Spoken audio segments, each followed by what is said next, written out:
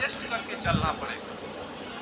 क्या एडजस्ट करके? वो स्पष्ट रूप से कहते हैं, सुनहु प्रिया व्रत रुचिर सुशीला, सुनहु प्रिया व्रत रुचिर सुशीला, मैं कछु करावी ललित नार लीला, मैं कछु करावी ललित नार लीला, तुम पावक मह करब निवासा, तुम पावक मह करब निवासा, जो लगु करो निशाचर नासा, जो लगी करहु निशाचर नासा।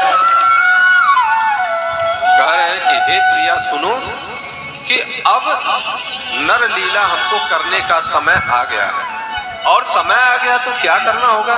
तुम पावक मह करब। अब यहाँ ये स्पष्ट रूप से वर्णन है कि सीता जी की कोई परीक्षा नहीं हुई थी। ये जो भी हमें गलतफहमी का शिकार बनाया गया है, वो गलतफहमी आज आप दूर कर लीजिए। सीता जी को श्री राम जी ने कभी परीक्षा नहीं लिया। पावक मह उनका गृह स्थान पर भेज दिया कि इसी में आप सुरक्षित रहेंगे। आप पीछे से जितना शास्त्र पढ़ते आए हैं, जितना सुनते आए हैं, हमारे आपके लिए अलग अलग स्थान है, हमारे आपके लिए बढ़िया स्थान होना चाहिए, कमरा ये होना चाहिए। देवता तो हमारे कैसे कहाँ कहाँ रहते हैं? देवता अग्नि में रहते हैं, पानी में रहते हैं, आकाश में रहते हैं, हर जगह रहते हैं ना। और सीता मैया क्या है? जगत जननी। यहाँ पर स्पष्ट रूप से वर्णन है कि उसमें उन्होंने सुरक्षित किया था, और सुरक्षित किया तो फोटोकॉपी बाहर कर दिया।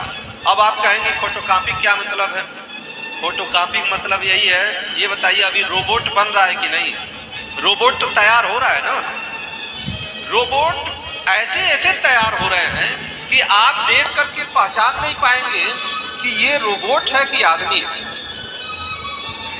आने वाले 150 साल के बाद ऐसे तैयार होंगे कि जैसे हमारा चेहरा है, आपका चेहरा, उसी तरह से रोबोट वहाँ खड़ा कर दिया जाएगा, और आने वाले लोगों का वो स्वागत करेगा, ये मान करके कि घर का मालिक वहाँ खड़ा है, सबका स्वागत कर रहा है। ये है विज्ञान। जितना आगे बढ़ रहा, बहुत आगे विज्ञान हमारा था। उन्होंने अग्निदेव से अनुरोध किया, और सीता मैया अग्निदेव में सुरक्षित हो गई, और उनकी जो छाया प्रति थी वहां पर विद्यमान हो गई।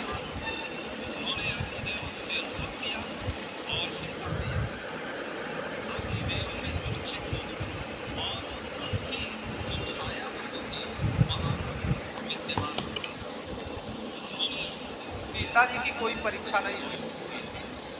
ये जो भी हमें गलतफहमी का शिकार बनाया गया, वो गलतफहमी आज आप लोग कर लीजिए।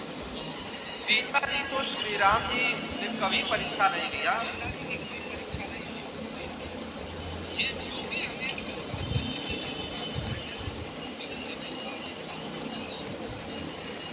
जीवन में अगर किसी भी कार्य को करने में बार बार आपको असफलता मिलती है, तो इसके लिए चाणक्य ने महत्वपूर्ण 3 बात बताई है।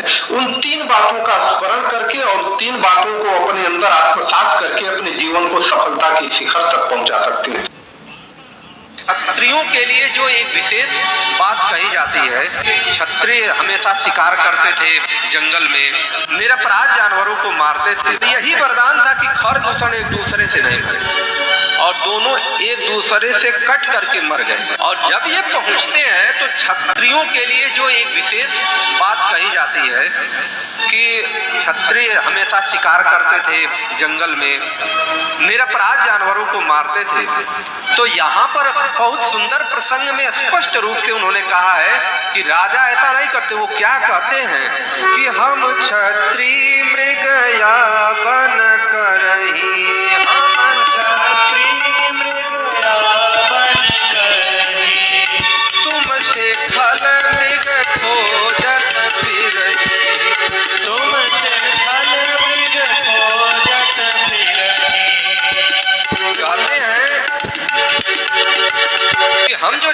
हैं हमारा तो यही काम है। कौन सा काम?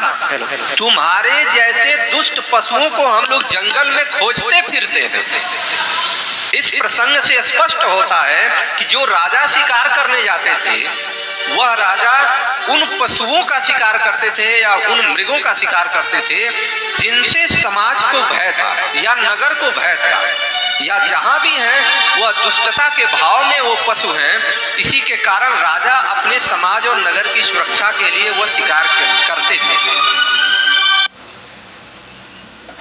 वो 7 बिंदु जो आपके जीवन के लिए सबसे महत्वपूर्ण है, यदि आप अपना घर बनाते हैं तो इन 7 बिंदुओं को जरूर ख्याल में रखिए, तब जाकर के घर बनाइए या उस स्थान पर घर बनाइए। जय हिंद साथियों, मैं आपका साथी रघुवंश आप लोगों के सामने दुनिया की सबसे महत्वपूर्ण महापुरुषों के जीवन पर आधारित, महत्वपूर्ण महापुरुषों के विचारों पर आधारित या उनके द्वारा दिया गया ज्ञान प्रस्तुत कर रहा हूं। ये आप लोग सुनिए, समझिए, लोगों तक पहुंचाने का प्रयास करिए। हर व्यक्ति के जीवन का एक महत्वपूर्ण अंग होता है कि वो एक सुंदर घर का निर्माण करे, परंतु इसका चिंतन जरूर करें कि हम घर का निर्माण करेंगे तो किस प्रकार के स्थान का चयन करें जहां पर हम घर का निर्माण करें। इसके लिए महत्वपूर्ण 7 बिंदु है। सबसे पहली बात है, उसी स्थान पर घर का निर्माण करें जहां पर रोजी रोटी की व्यवस्था हो, अर्थात जहां रोजी रोटी की व्यवस्था न हो वहां पर घर के निर्माण के बारे में न सोचें। दूसरा नंबर है, जहां आपको हमेशा डर या भय लगता हो कि इस स्थान पर अगर घर बनाएंगे तो ऐसा भय हो जाएगा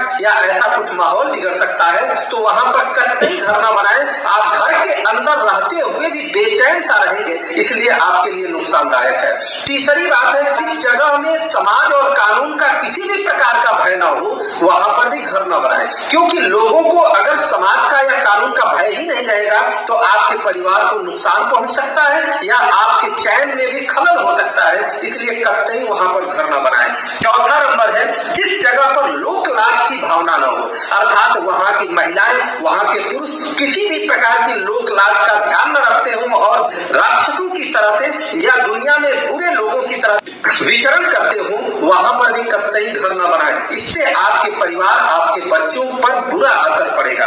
और 5वां नंबर है, जहां परोपकारी लोग न रहते हो, अर्थात परहित सरिस धर्म नहीं भाई। जहां पर परोपकारी लोग नहीं रहेंगे वहां पर आपकी पीड़ा को भी कोई समझने वाला नहीं होगा, और जब कोई व्यक्ति दूसरे की पीड़ा को नहीं समझता है तो वहां पर हमेशा कलह ही होता है, वहां अशांति ही होती है। तो ऐसी जगह पर घर कतई न बनाए जहां पर परोपकारी लोग न रहते हो। और 6ठा नंबर है, जीने के लिए, पीने के लिए, नहाने के लिए जहां पर पानी की व्यवस्था न हो वहां पर कतई घर न बनाए, आपका जीवन नरक हो जाएगा। ऐसा बहुत सारी जगह देखा गया, भारत में ही बहुत ऐसे स्थान हैं जहां पर पानी की कमी है, वहां पर लोग जीवन केवल बिता दे रहे हैं पानी की व्यवस्था में। और 7वां नंबर है जो सबसे महत्वपूर्ण है, जिसको चाणक्य ने कहा था 7 में सबसे महत्वपूर्ण, शिक्षा की व्यवस्था जहां न हो वहां पर भी घर न बनाए। उचित विद्यालय न हो, कॉलेज न हो, वहां पर भी रहने की व्यवस्था न करें, ऐसा चाणक्य ने भी कहा था। इन 7 बिंदुओं को अगर ध्यान दे दीजिए तो जहां पर भी घर का चुनाव करेंगे हो सकता है सुख समृद्धि युक्त होंगे और दुनिया। और यही वरदान था कि खर दूषण एक दूसरे से नहीं मरे और दोनों एक दूसरे से कट करके मर गए। और जब ये पहुंचते हैं तो क्षत्रियों के लिए जो एक विशेष बात कही जाती है कि क्षत्रिय हमेशा शिकार करते थे, जंगल में निरपराध जानवरों को मारते थे। तो यहाँ पर बहुत सुंदर प्रसंग में स्पष्ट रूप से उन्होंने कहा है कि राजा ऐसा नहीं करते। वो क्या कहते हैं कि हम क्षत्रिय मृग या बन करही, हम क्षत्रिय मृग या बन करही, तुमसे खल मृग खोजत फिरही, तुमसे खल मृग खोजत फिरही। कहते हैं कि हम जो क्षत्रिय हैं हमारा तो यही काम है। कौन सा काम? तुम्हारे जैसे दुष्ट पशुओं को हम लोग जंगल में खोजते फिरते हैं। इस प्रसंग से स्पष्ट होता है कि जो राजा शिकार करने जाते थे वह राजा उन पशुओं का शिकार करते थे या उन मृगों का शिकार करते थे जिनसे समाज को भय था या नगर को भय था।